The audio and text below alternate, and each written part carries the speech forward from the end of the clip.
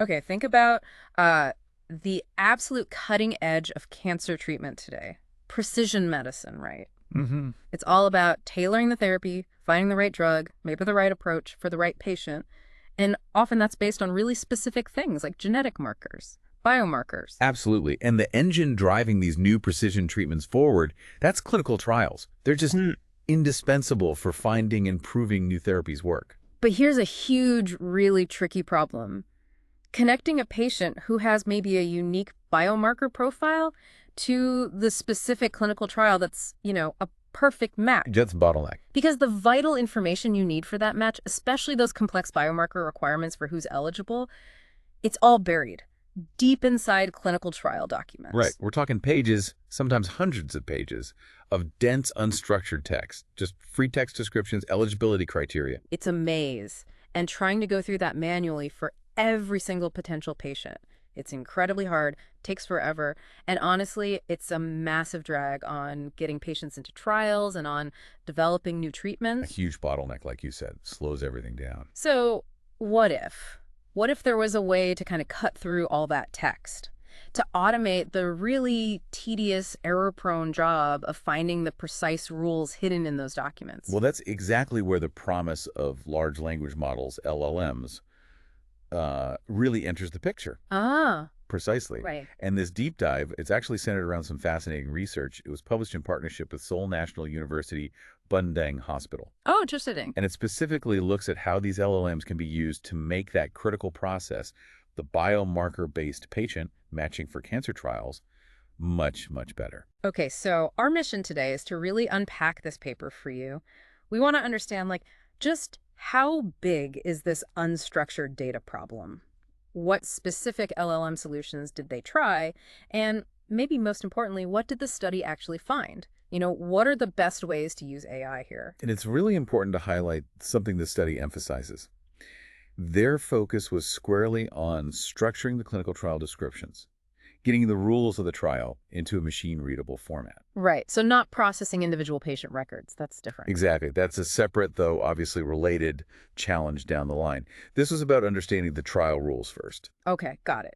So let's dig into why this unstructured data thing is such a big deal for trial matching. We know trials are essential, but lots of them struggle, right? Right. Why is finding patients so hard? It's a major, major hurdle. It leads to delays. Sometimes trials even fail because they can't enroll enough people. Right. There was a big review looking at cancer patient journeys after diagnosis, Yeah. and it found a really stark number. Only about 8%, 8.1% to be exact, of patients actually ended up enrolling in a trial. Wow, only 8%. That's surprisingly low. And that review mentioned all sorts of barriers, right? Like doctors not knowing, patients maybe being hesitant, but also just the sheer difficulty of figuring out who could even be eligible. Exactly that. And this challenge, Mm-hmm. it's only getting tougher with the rise of precision oncology and genomic biomarkers. Makes sense? Trials that actually use biomarkers to select patients based on their specific genetic profile. They tend to have higher success rates. It's becoming more common too. By 2022, the FDA already recognized, 45 specific genes, plus common markers like MSIH, TMBH, Right, I've heard of those. as predicting drug response. And there are 5 others that work across different tumor types. So this isn't just niche stuff anymore. No, it's becoming central. But the old way, the historical way of finding patients for these trials, it means someone like a doctor or a research coordinator has to sit and read the trial document, read the patient chart, try to connect the dots. Yep. Incredibly labor-intensive, slow, and, let's be honest, prone to human error. That manual slog directly slows down medical progress, and it slows down patients getting access to potentially better So options. people must have tried to automate this before, right? Oh, definitely. There have been attempts over the years. Early on, you had things like rule-based systems, Hmm. but they were really rigid. You had to manually code every single possible rule. Took enormous effort. Sounds brittle. It was. Then came systems using standardized medical terms like SNOMED-CT or UMLS. That helped standardize the language, which was good, but they still really struggled with all the variations and nuances in how things are written in actual free text. Yeah, I remember hearing about systems like IBM's Watson for clinical trial matching. They used older NLP, natural language processing techniques showed some promise, maybe? They did show promise, but often stumbled when faced with, the really complex clinical reasoning needed, or just the subtle ways eligibility gets phrased in these documents. And that gets to the core issue the paper tackles, right? It's not just comparing biomarker lists once you have them. Exactly. The real headache isn't comparing biomarker A on the trial list to biomarker A on the patient report once they're nicely structured. The struggle is accurately interpreting the messy, unstructured, free text eligibility criteria from the trial document itself. Like, give me an example. Well, something like hurry to moot might look simple, but trial criteria are just full of synonyms, different abbreviations, negations like patient must not have mutation X, and really complex if-then conditions. Okay, yeah. So problem is crystal clear. Tons of complex text hiding vital rules. How do LLMs offer a fundamentally different approach here? The big difference is the recent massive leap in language understanding that modern LLMs have, because they're trained on just unbelievable amounts of text data. Right, the whole internet, basically. Yeah, pretty much. Yeah. They are just vastly better at processing and understanding complex natural language. That includes all the specific medical jargon and the subtle nuances in trial criteria that older systems just couldn't really get a handle on. It's like they have a much deeper grasp of context, of meaning. Mhm. So they're better at spotting the right entities, like biomarker names, figuring out the relationships between them, and really understanding the underlying meaning, the semantics, which you absolutely need for matching. That's it, precisely. Yeah. And a huge practical advantage. They can often process this raw, unstructured text without needing tons of expensive manual pre-processing first. So potentially less upfront work. Could potentially lighten the load significantly for healthcare professionals. Yeah. Now, the strategy this study used, you said that they called it structure then match. Can you break that down? Absolutely. So the idea is the LLM's main job isn't to look at a patient and say yes or no for the trial. Okay. Not direct. Instead, the LLM's primary task is to first read the trial document, pull out all the relevant eligibility stuff, specifically the biomarkers and the logic around them, and then structure that information, put it into a standardized, machine-readable format. And then the matching happens. Exactly. The actual matching of a patient's data to those now structured trial criteria happens separately after the LLM has done its structuring job. So the LLM acts like a translator, turns messy human rules into clean, computer-friendly data. And the paper really emphasizes this, right? Saying structure is foundational because without it, even advanced algorithms fail due to nomenclature noise. That's a key quote. That nomenclature noise is just all the different ways the same biomarker or condition can be written down. The LLM needs to cut through that noise. And they didn't just want a list of biomarkers, did they? You mentioned the logic connecting them. Crucial point. Eligibility often depends on combinations. Does the patient need biomarker A and biomarker B? Or is it biomarker C or biomarker D that makes them eligible? Capturing those A and Ds and ORs is vital. Right. The logical operators. Exactly. And the researchers aim to represent this complex logic using a specific structured format called disjunctive normal form, or DNF. DNF. Okay, that sounds a bit technical. Can you explain that in, simple terms? Yeah. Think of DNF as a really organized way to write down complex rules, almost like instructions for a computer. It's basically a list of possibilities. That's the disjunctive part, meaning OR. Okay, a list of ORs. Right. And each possibility, each item on that main list is itself a list of conditions that all have to be true. They're linked by A and D. That's the normal form part. So it's a list of lists. Pretty much. The inner lists are sets of things connected by A and D. Unique one A and D condition, 2 A and D condition 3 for that specific possibility. The outer list connects all those A and D lists with OR. If any one of those inner A and D lists is true for a patient, they meet the overall criteria. Got it. So inner lists are A and Ds must meet all, outer list is ORs, meaning any one inner list is enough. And that structure makes it super easy for a computer to check against a patient profile. Exactly. It removes the ambiguity. So the LLM's task wasn't just finding biomarker names. It had to understand the logical connections between them and output that logic correctly in this specific DNS structure, probably using something like JSON. That sounds way harder than just pulling out keywords. It needs real understanding. Oh, much harder. Yeah. Requires deep semantic understanding and tracking complex sentences. Okay, so we have the problem, the LLM promise, this structure then match idea using DNF. How did they actually test the models? What data did they feed them? Right, the methodology. They started by getting a list of about 500 well-known cancer biomarkers from the CIFIC database. That's a public resource for this stuff. Okay. And to check if these are actually common, They looked at a big real-world patient dataset, the AACR Gini cohort. They found that around 23, almost 24% of those cancer patients had at least one mutation matching a biomarker on their civic list. So nearly a quarter of patients. That definitely shows these biomarkers are clinically relevant. And you said it was common in colorectal, breast cancer, glioma. Yeah, those showed the highest frequency in that cohort.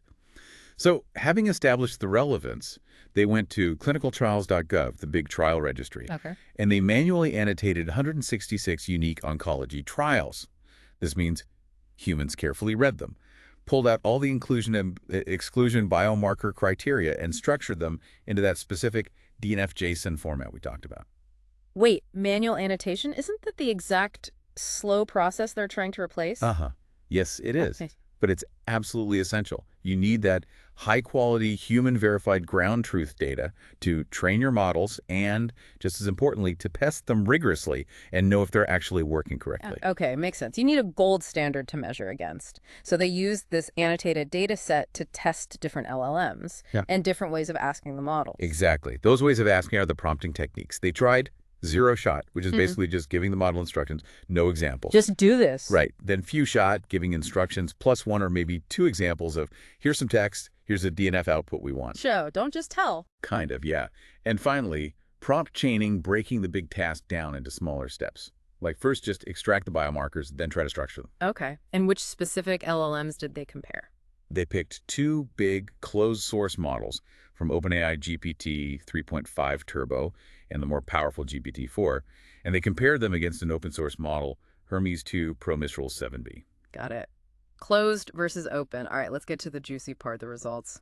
What happened when they just looked at basic biomarker extraction? Forget the DNF structure for a moment, just finding the names. Okay, this is where it got really interesting, maybe even a bit shocking.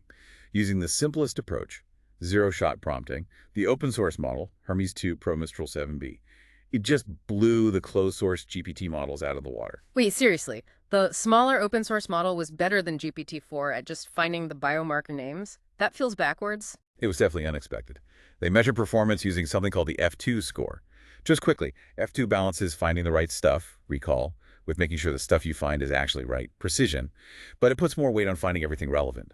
Higher is better, 1.0 is perfect. Okay, so higher F2 means better extraction. Right. Hermes got an F2 of 0.98 for inclusion biomarkers, almost perfect, and 0.66 for exclusion. GPT-4, much lower. 0.56 for inclusion, 0.42 for exclusion. And GPT 3.5 was even further behind, especially for exclusion, way down at 0.06. Wow, that's a massive difference, especially for inclusion criteria, 0.98 versus 0.56. So Hermes was way ahead just on extraction. Did the other prompting tricks help the GPT models catch up at all? They did help, yeah. GPT-4 got better using prompt chaining, those step-by-step instructions. Its F2 scores climbed to around 0.76 for inclusion and 0.70 for exclusion. Better, but still not near Hermes 0.98 for inclusion. Exactly. And GPT 3.5 did best when shown an example, the one-shot prompting getting its inclusion score up to 0.56 F2. But its exclusion score stayed really poor. So giving examples seemed to help GPT more than breaking down the task. Okay, so Hermes was the clear winner for just pulling out the names. But like we said, the real challenge, the goal, was getting that complex DNF structure right too. How did they handle that much harder task? You're right. Adding that DNF structuring requirement in JSON format, it really upped the difficulty for all the models. GPT 3.5 with zero shot basically couldn't do it. Its scores were near zero for both inclusion and exclusion DNF. Ouch. Just couldn't cope with the complexity. Pretty much. GPT-4 did better, but still struggled quite a bit with getting the DNF structure right.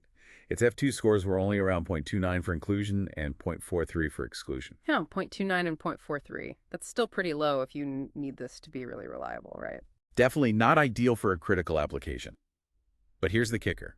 Once again, the open source Hermes 2 Pro Mistral 7B, still using just the basic zero-shot instructions, continued to significantly outperform GPT-4 on this much harder DNF structuring task. No way, even with the complex logic. Yep.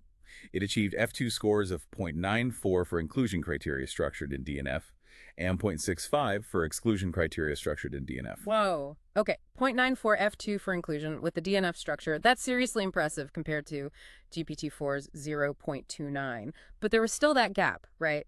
0.94 for inclusion versus 0.65 for exclusion. Still a noticeable difference. There was a significant gap. The researchers thought maybe it's because exclusion criteria often show up later in the trial documents, or they tend to be phrased with more negatives, more complex conditions, which are just harder for the models to untangle correctly. Makes sense. So the open source model was the best starting point, the best base model for this whole task, but it wasn't quite perfect yet, especially on those tricky exclusion rules in DNF. What did they try next to boost performance and maybe close that inclusion-exclusion gap? Right, this brings us to the power of fine-tuning. Even a good general model often needs some specific training to get really good at a specialized task like this. They used a technique called direct preference optimization, or DPO. DPO, what's that mean in normal English? Think of it like this. Instead of just showing the model the single right answer, you also show it examples of answers that are better or worse. You might give it the input text, then show it the perfect DNF output you want. That's the preferred one.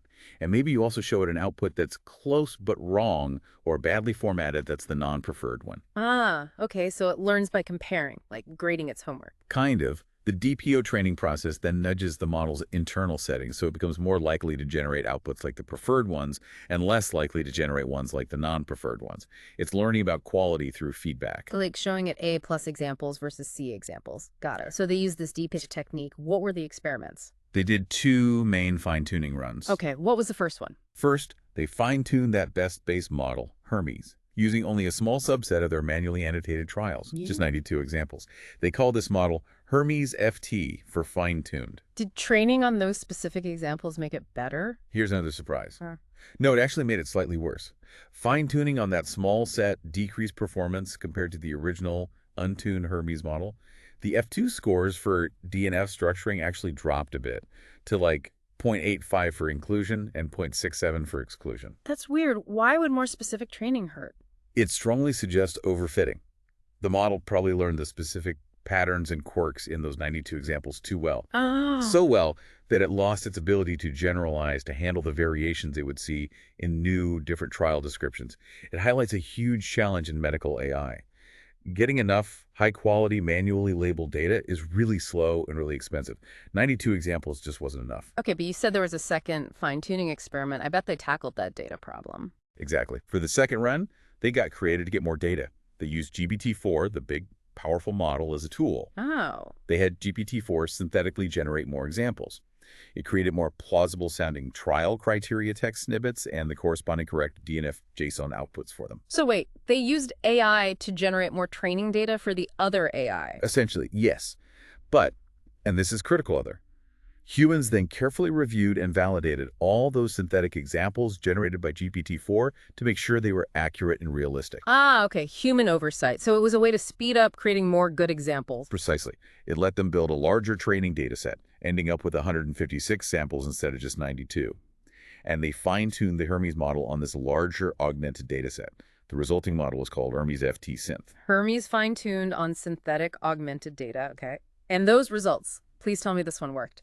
It absolutely did. This was the breakthrough. Fine-tuning on the larger augmented dataset yielded the best overall performance on the difficult DNF structuring task.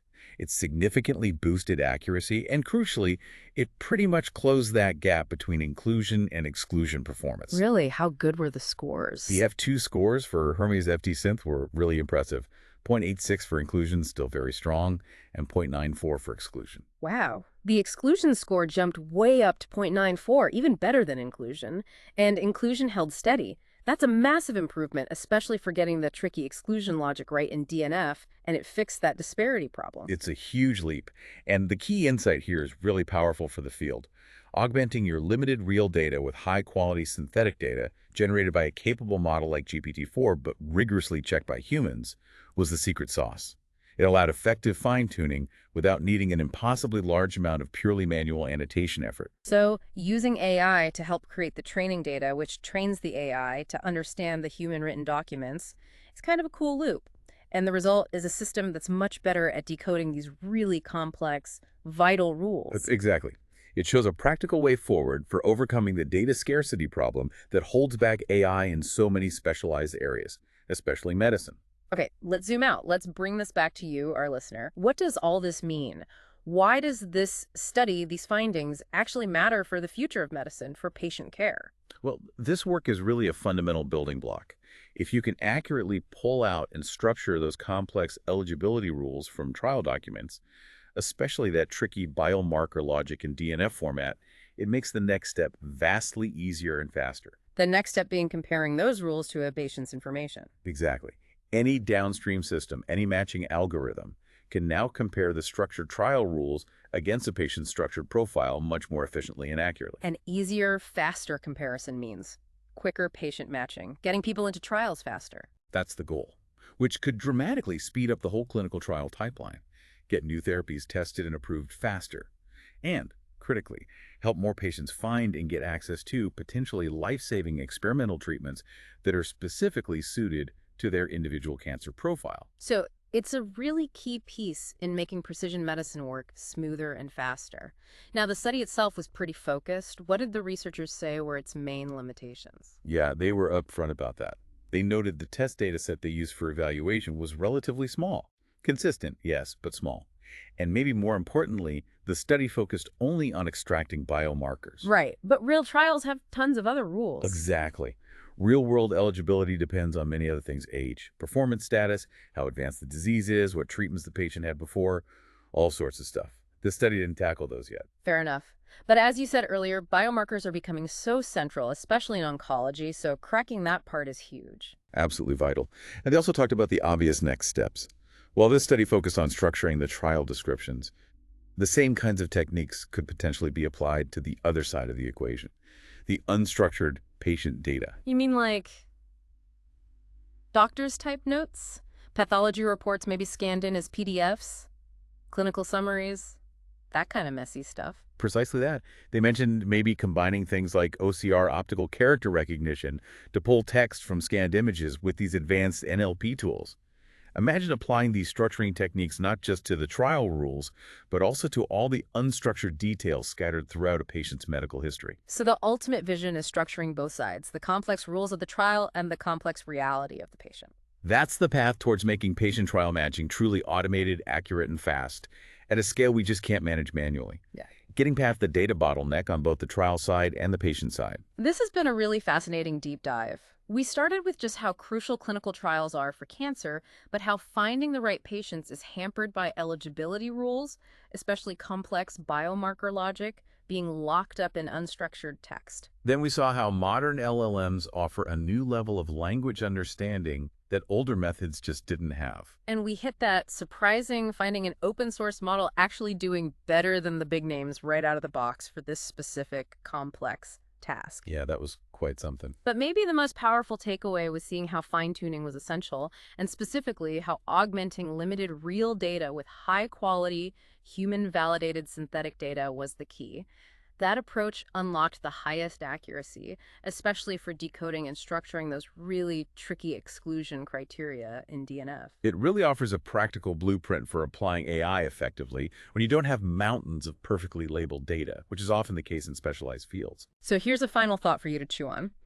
If researchers are now figuring out how to use AI to accurately structure the incredibly complex rule-based language hidden in clinical trial documents, getting all that intricate biomarker logic into a neat DNF format, what are the possibilities when we can apply that same power to structure the equally complex, often messy, unstructured data locked away in individual patient records?